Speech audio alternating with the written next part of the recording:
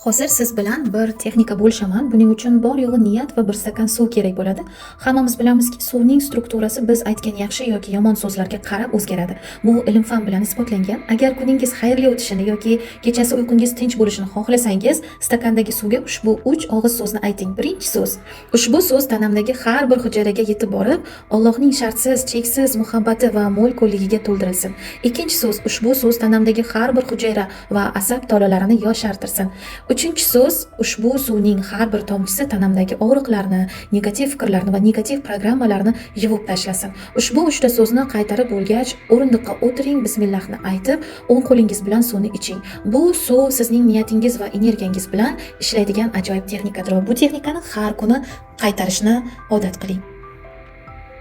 Ushbu ma'lumotimiz sizga manzur kelgan bo'lsa, albatta kanalimga a'zo bo'lib qo'ying. Bundan ham ko'p texnikalar mening Telegram kanalimda mavjud.